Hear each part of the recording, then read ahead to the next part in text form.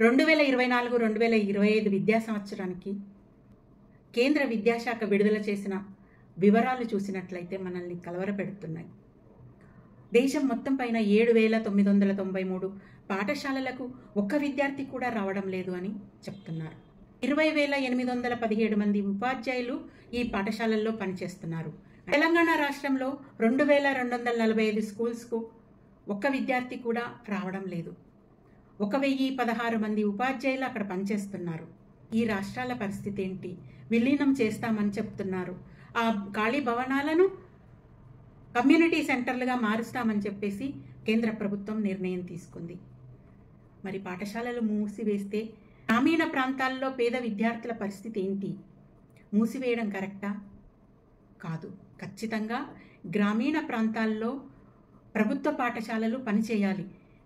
గ్రామాల్లో పాఠశాలలు మూసివేస్తే పేద పిల్లల భవిష్యత్తును మూసివేసినట్లు.